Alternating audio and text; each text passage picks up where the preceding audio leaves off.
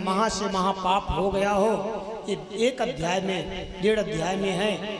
शिव पुराण के महात्म्य में हिंदी में भी आता है। इसको बोलते हैं देवराज महापापी कथा, देवराज की कथा है। तो इस कथा को आप भोलेनाथ जी की मंदिर में जाकर के सोमवार या प्रदोष को 21 प्रदोष या सोमवार को सामने भोलेनाथ जी को सुना दें तो अनजाने में नहीं कि आप महापाप करें, फिर अनजाने में आपसे महापाप आघात हो गया हो तो आप पश्चाताप करें और सुना दें, जरूर आपको उससे मुक्ति मिलेगी, आप उस पाप से निजात पा जाएंगे। ध्यान से सुनना। तो भोलेनाथ जी की बहुत सुंदर दिव्य महात्मा 1.5 अध्याय में है देवराज जी कथा। अश्वत्थ जी महाराज जी से संकार ने सवाल किया कि महाराज किसी ने इसको सुना है और कौन कौन इस कथा को सुन करके मुक्ति को प्राप्त कर सकता है।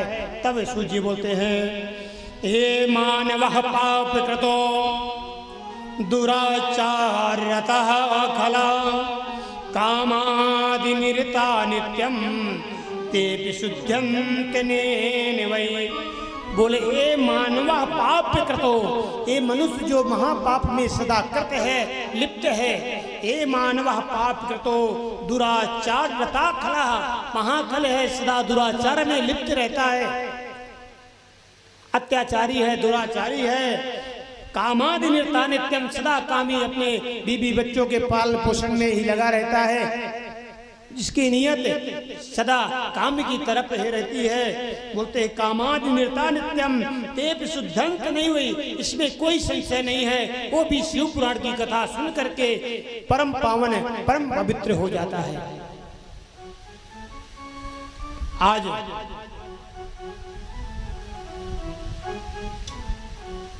अश्वत्थ जी संकारी से बोलते हैं, सदा पाप रताये चा सताशय दुराशया, जो सदा पाप में रत रहता है। आज अश्वत्थ जी संकारी से बोले कि इस कथा को श्रवण करके, शिव पुराण की कथा को श्रवण करके, आपने पूछा कौन मुक्ति को प्राप्त हुआ, तो ध्यान से सुनना। बोलते हैं कि एक देवराज नाम का किरात रहता है, महापापी रहता है। आसीत किरात नगरे ब्राह्मणो ज्ञान दुर्बला दरिद्रो रस विक्रेता वेद धर्मे परांगमुखा। बोलते हैं कि एक कीर स्वभाव का, किरात स्वभाव का मतलब है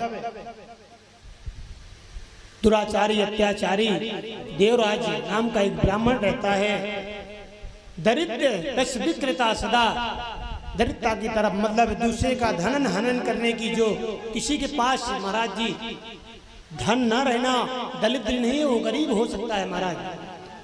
अगर किसी के पास धन नहीं है वो दरिद्र नहीं है, वो गरीब हो सकता है।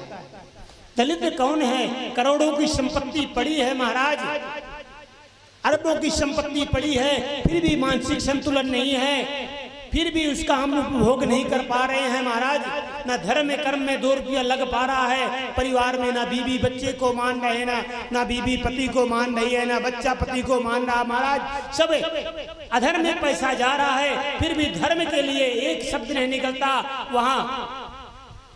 और किसका धन कैसे हम हनन कर लें, इसका धन कैसे हनन कर लें, भरा रहे हैं। दुराचार में धन जा रहा है, गलत रास्ते पे धन नष्ट हो रहा है, बीमारी में, केस में, फिर भी हम धन संग्रह करने में लगे हुए हैं। लेकिन धर्म का कार्य करने के लिए जो कभी आगे पग नहीं बढ़ाता, सबसे बड़ा दरिद्र वो है महाराज, कि धन रहते हुए भी भूखा पड़ा रहता है, दूसरे की धन की लालसा करता है, वो दरिद्र। जिसके पास धन नहीं है वो गरीब हो सकता है महाराज, वो दरिद्र नहीं है।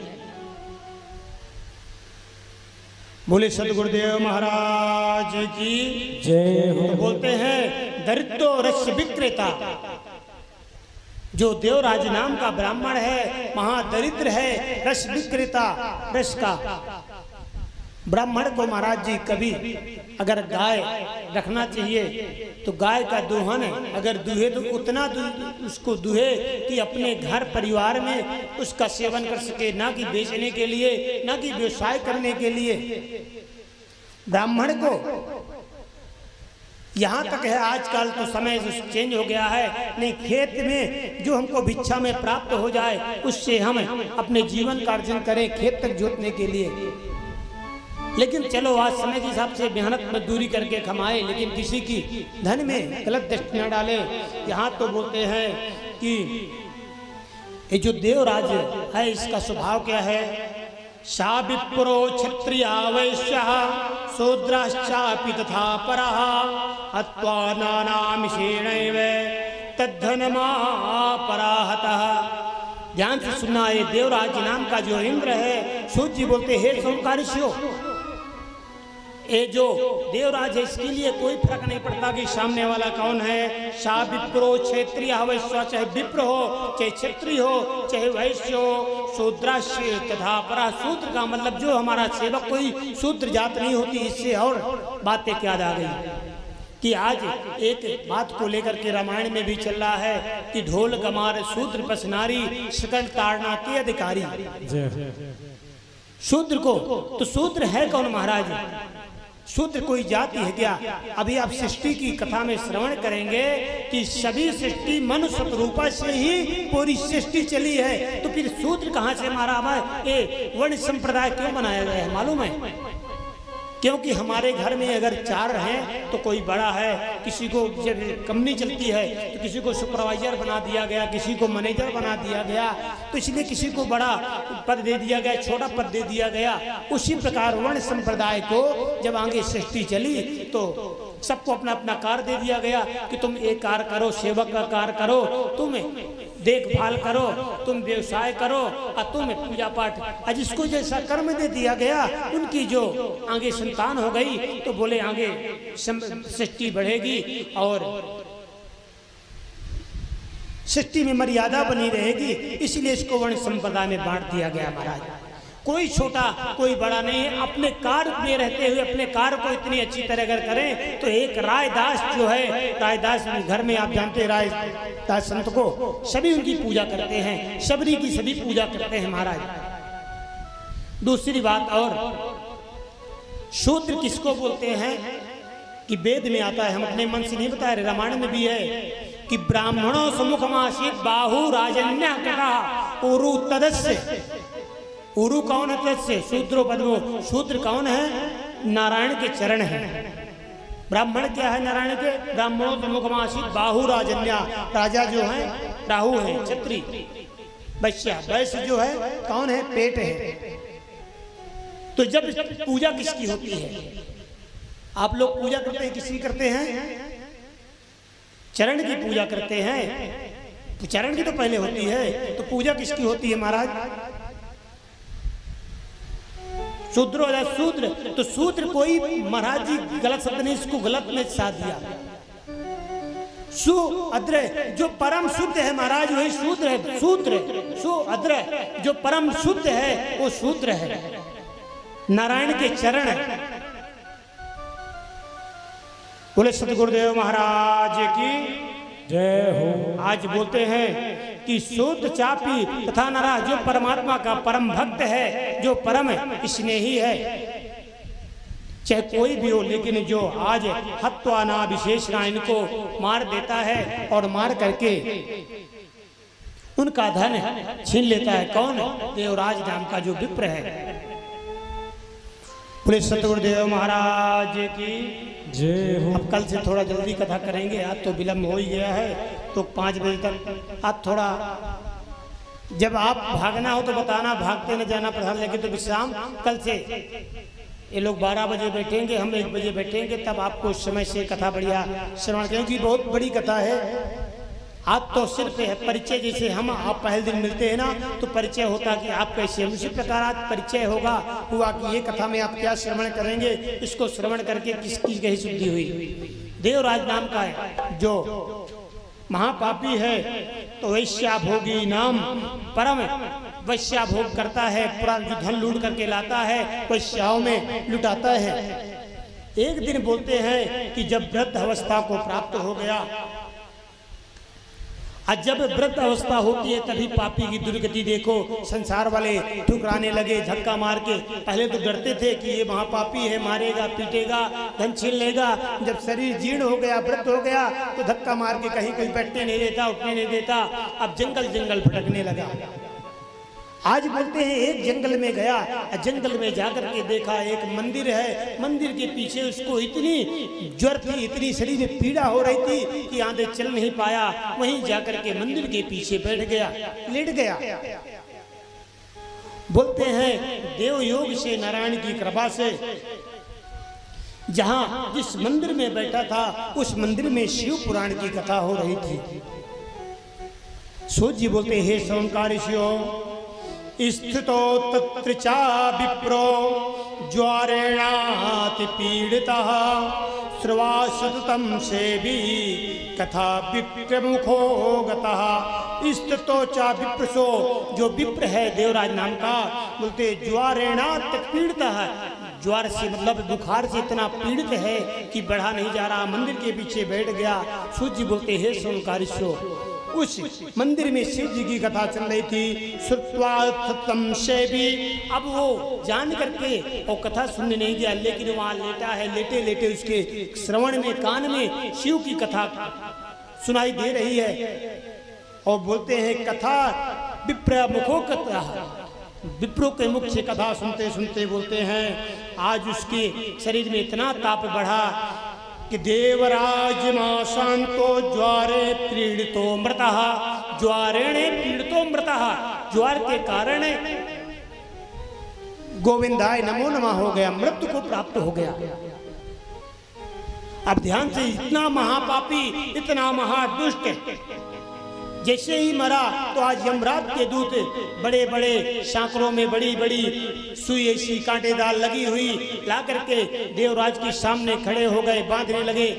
जैसे देवराज कांपने लगा, आज जैसे ही देवराज कांपने लगा उसी समय हाथ में त्रिशूल लिए, त्रिपुंद्र धारण किए हुए, भस्म लगाए हुए, रुद्राक्ष धारण किए हुए कुछ गण वहां आ गए और बोलते हैं सभी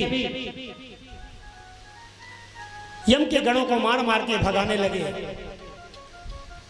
बस ज्यादा देर की कथा नहीं है, 20 मिनट की और कथा है, लेकिन जानते हैं कि घर में काम है, विलम्ब है, तो कल से आप लोग भी अगर समय से आएंगे, 1 बजे से देखते हैं कि जब व्यास जी बैठे तो समय से अगर आएंगे आप लोग तो समय से कथा प्रारंभ होगी। तो 1 बजे 12:30 तक आज 10 मिनट की कथा और बोल के अब विश्राम, फिर ठीक है। तो देवराज आज जैसे ही कांपने लगा तो भस्म धारण किए हुए, बड़े बड़े जटाओं में हाथ में त्रिशूल लिए आकर के यम को गणों को मार मार भगाने लगे। यम के गण को जब मार के भगाए, सभी यम के गण जाकर के यमराज से प्रार्थना किए, महाराज आज हमको पहले आप लिस्ट लिख करके अब बता दीजिए कि हम कहाँ कहाँ जाया करें, किसको किसको लेने जाएं। बोले हुआ क्या भैया ये तो बताओ। बोले वो देवराज नाम का महापापी है, उसको हम लेने के लिए गए थे तो वहां बड़े बड़े जटाओं धारण किए हुए, हाथ में त्रिशूल लिए गण आ गए और मार मार के भगाने लगे। हमने बोला नहीं ये महापापी है। अब कौन आ गए बचाने के लिए? बोले कितना पापी हो, उसने शिव पुराण की कथा सुनी है। कैसे यमराज अपने दूतों को बोला चुप हो जाओ, चुप हो जाओ, हमारा कारोबार बंद हो जाएगा। बोले क्यों? बोले जिसका तुमने नाम लिया है उसके नाम सुनने से लाखों पापी तर जाते हैं। नाम कोटि खल सूरत विसारी, करोड़ों खल पापी जो है नाम सुनने से, नाम श्रवण करने से तर जाते हैं। अगर तुम यहाँ उसका नाम ले लोगे, जिसका नाम लिए हो, तो यहाँ सभी पापी तर जाएंगे महाराज, स्वर्ग को चले जाएंगे, हमारा कारोबार बंद हो जाएगा। बोले जहां पर भी धीरे से बता रहे हैं कि जहाँ शिव का नाम, नारायण का नाम लिया जाता हो, नारायण की कथा एक बार भी सुन लिया हो, उसको तुम कभी सताना नहीं, फिर वो हमारा काम नहीं हो। नारायण का काम है कि उसको कहाँ भेजना है, उसको कौन सी पदवी प्राप्त कराना है। आज देवराज इंद्र को इतना पापी था, कथा श्रवण करने के कारण बोलते हैं कि ले जा करके आज शिवलोक की प्राप्ति हुई। शिव जी अपने बोलते हैं कि धन्यस्तम शिव पुराणस्य कथा श्रवण पावनी यस्या श्रवण मात्रेण पापियाना विमुक्तः। बोले धन्यस्तम शिव पुराणस्य कथा परम पावनी जो महापापी देवराज इंद्र भी आज पवित्र को प्राप्त हो गया। काल भोलेनाथ जी का जा करके आज गढ़ बन गया, शिव जी की सेवा में लग गया। बोले सतगुरुदेव महाराज की।